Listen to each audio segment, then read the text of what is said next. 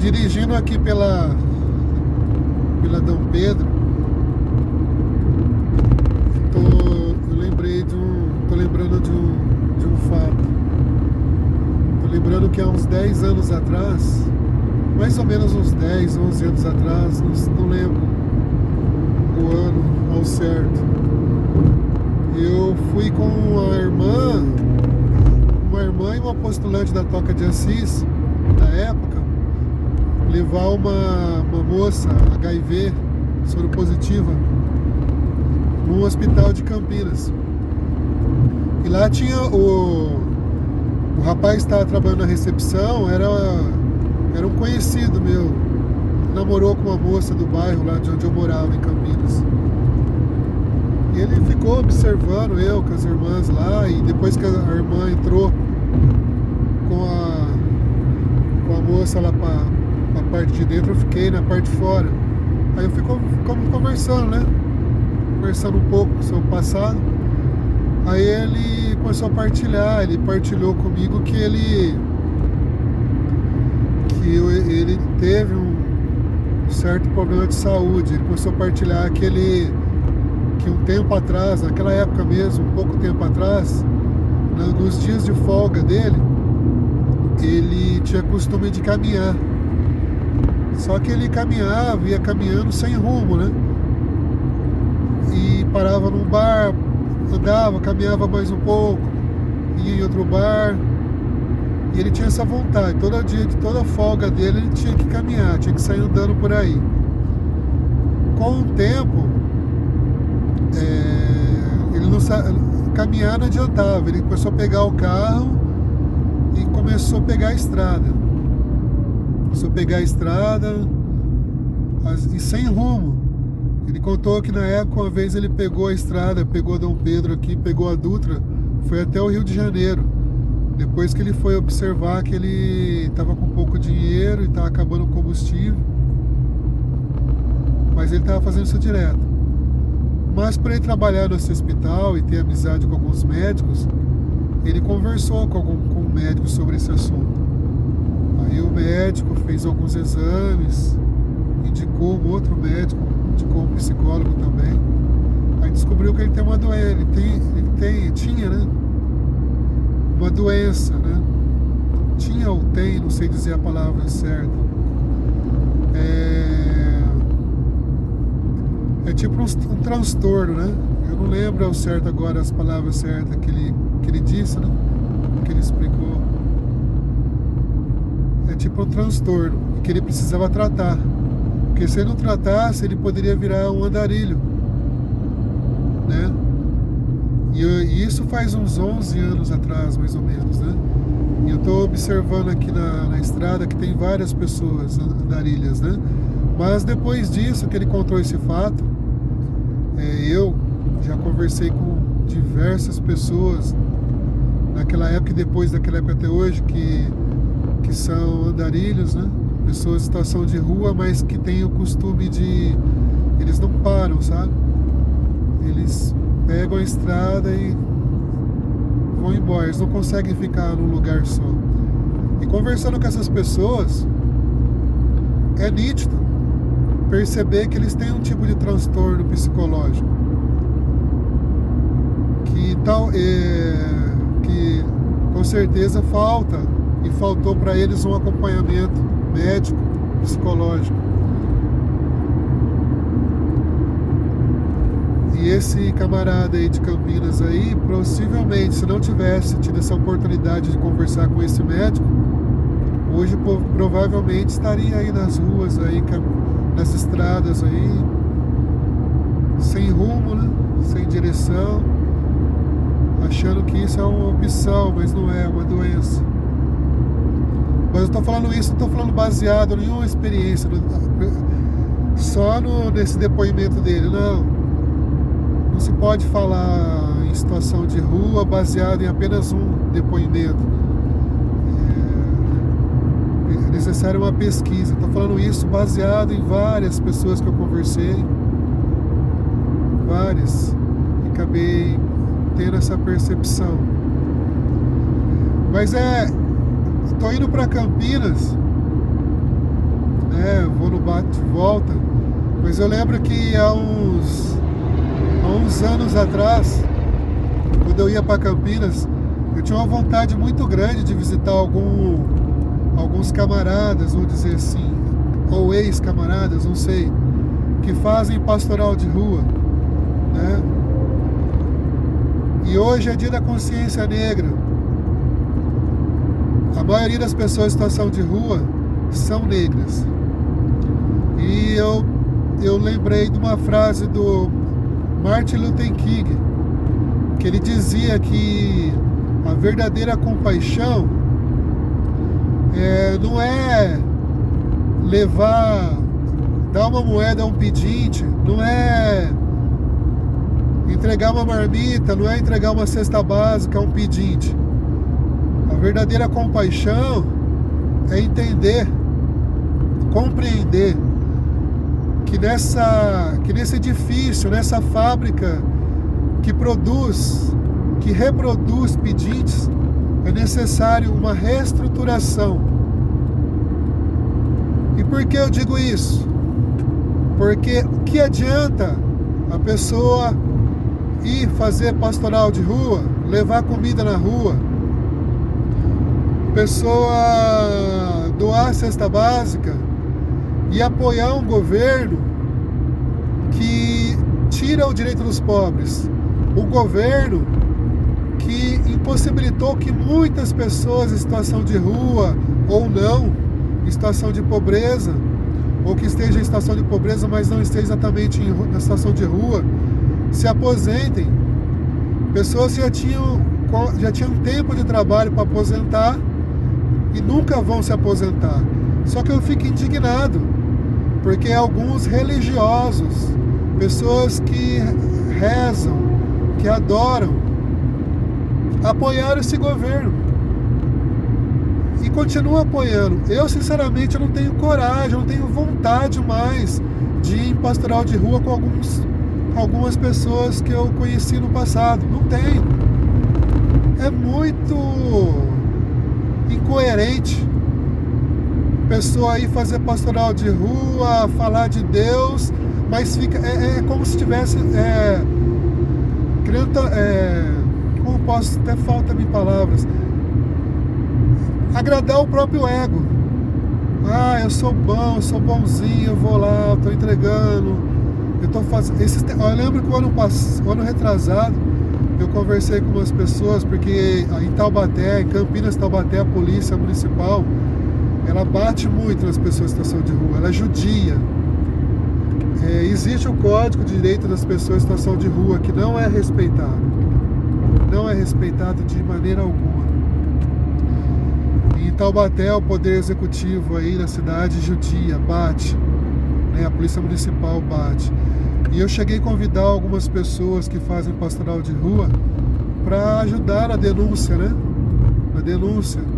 O que eu vi foi assim, as respostas que eu vi de algumas, né? E, inclusive evangélicas.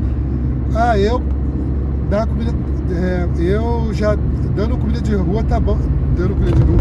Eu dando alimento tá bom demais. Aí vocês entendem a profundidade dessa frase do Martin Luther King que eu disse agora há pouco, né? Sobre a necessidade de entender essa estrutura, essa fábrica que produz as pessoas em situação de rua. Que não é só dar comida, não é muito mais do que comida, as pessoas têm direitos, né? É claro que quando a gente fala em situação de rua, tem que entrar o assistencialismo, né? É necessário o assistencialismo, porque a fome não espera, né? O frio não espera. Não estou criticando o assistencialismo, pelo contrário, o assistencialismo se faz necessário. E principalmente na parte de situação de rua, é fundamental o assistencialismo. Porque a fome, a pessoa está com fome, tem que comer, não tem jeito, né? Está com frio, precisa de um cobertor. Mas não é só isso. Não é só isso. As pessoas precisam dos seus direitos, que seus direitos sejam respeitados.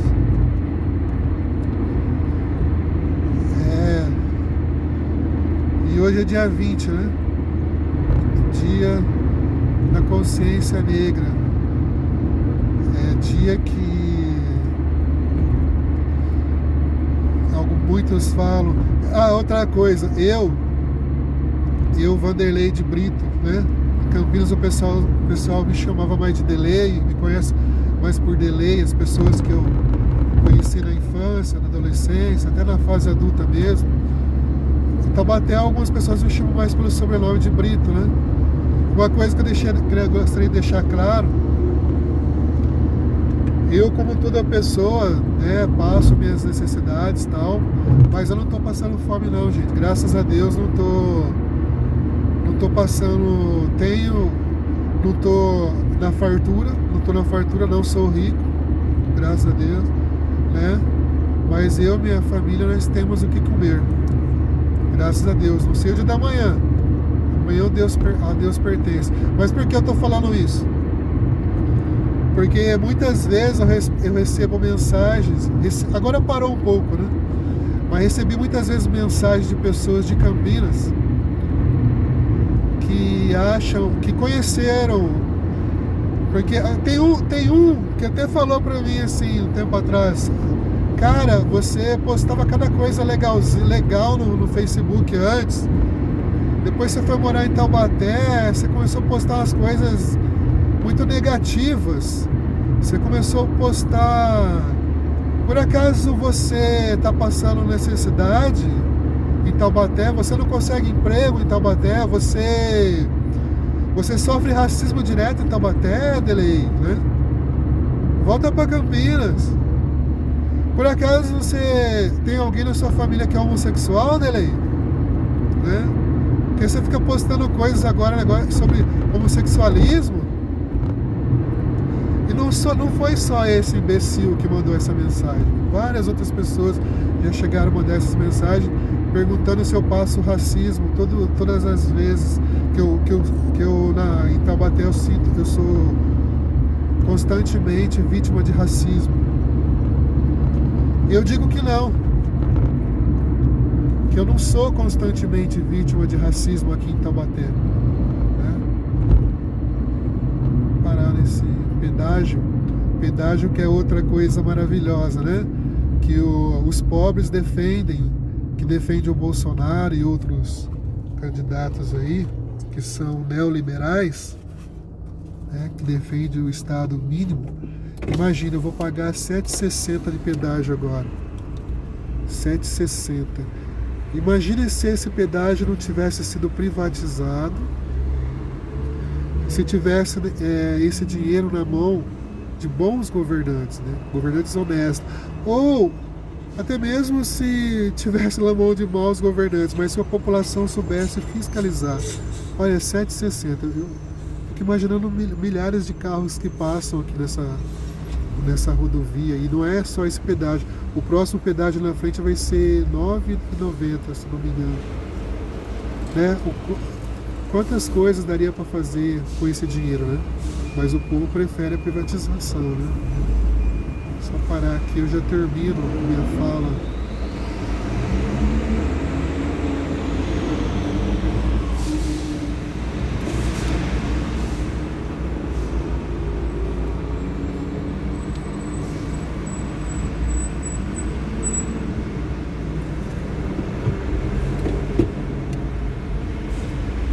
Bom dia, tudo bom?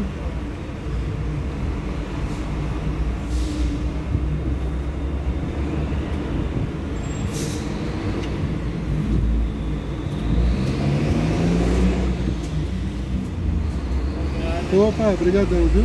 Com serviço.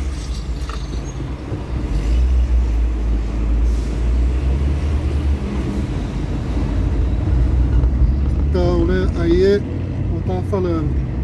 Tem algumas pessoas que perguntam isso, né, pra mim, se eu passo racismo. E porque eu não posso, meu Facebook nos últimos anos mudou, né? Não é mais aquele Facebook só de bonitinho, né? Só de coisas agradáveis, só de coisas religiosas, né? Mas assim, graças a Deus eu não passo por racismo explícito, né? Constantemente. Eu sei me impor a certas situações. Embora o racismo é uma coisa, no Brasil, ele é muito escondido, né? Mas eu tenho camaradas aí, conhecidos, que passam racismo todo dia. Mas agora eu sou negro. Eu vou falar de racismo só quando eu sinto na minha pele, né? Mesma coisa, e outra coisa também, na parte de homossexualismo. Eu sou hétero, né? Eu, assim, particularmente, assim, não tenho... Eu falo assim, pessoas... Tem uma pessoa, assim, embora não tenha tanto contato com ela. Tem uma menina que eu considero como filha, embora faz muito tempo que eu não vejo, que ela é homossexual, né? Irmã da Mariana. E eu não tenho contato com ela devido a vários fatores, né? Mas eu queria muito abraçá-la, porque hoje a minha visão sobre o homossexualismo mudou totalmente de como eu pensava antes. É necessário a gente se reconstruir, viu? Se eu quero um país que não seja racista, eu também tenho que ser verdadeiro e não querer um país que não seja homofóbico. Por quê? É se colocar no lugar do outro, né? É se colocar no lugar do outro. Não é necessário eu ser gay ou ter um filho gay, homossexual, para mim se colocar no lugar dessas pessoas e saber o quanto essas pessoas sofrem. Não é necessário eu ter um filho deficiente, com uma deficiência, para mim se colocar no lugar dessas pessoas. Mas o triste é que as pessoas, elas não querem pegar outras causas, né? Elas querem lutar apenas pelas suas causas, né? Em sua maioria é assim. Normalmente é assim, as pessoas estão preocupadas só com as suas causas, né? Aí as lutas são sozinhas, né? Mas só para acabar com esse vídeo que eu tô fazendo meio no improviso, que eu nem ia fazer esse vídeo, né? Não tenho esse costume. Graças a Deus eu não tô passando necessidade aqui em Taubaté, não. Não tô na fartura, né? Não tô na fartura, eu sei, né? Minha esposa sabe, a gente luta para pagar nossas contas aí, todos os meses, mas fiquem tranquilos, como se as pessoas estivessem preocupadas comigo, né? Fiquem tranquilos, eu não estou passando necessidade, não. Se estiver passando, muito provável que eu não vou pedir ajuda para vocês, não. Eu falo para essas pessoas que têm esse pensamento, né? Que tem esse tipo de pensamento.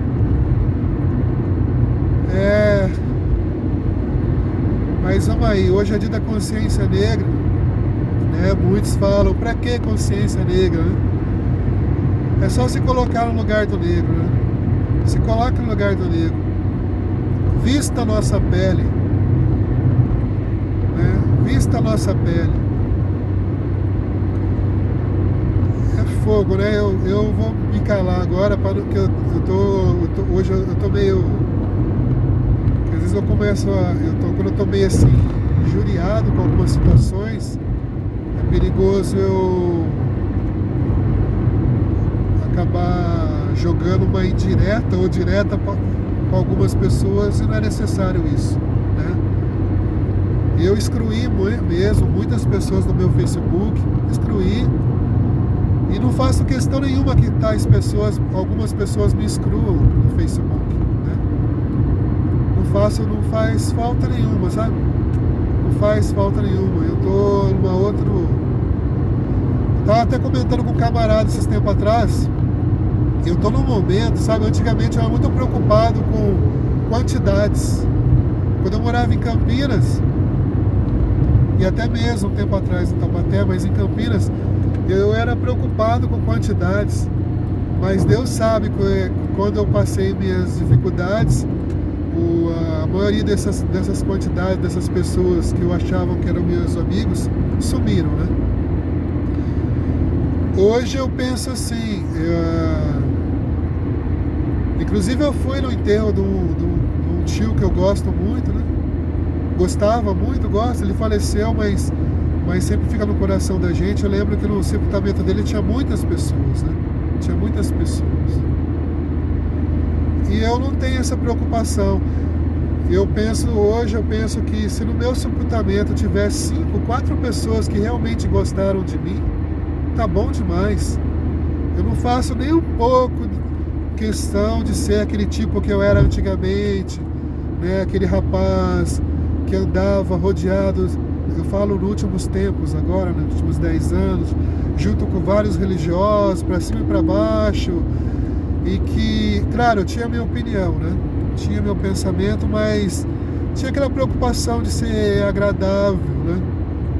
De me calar muitas vezes, de não expor meu pensamento, de querer ser agradável, não. Hoje em dia eu tento estudar, né? Que a gente precisa estudar para a gente aprender, né?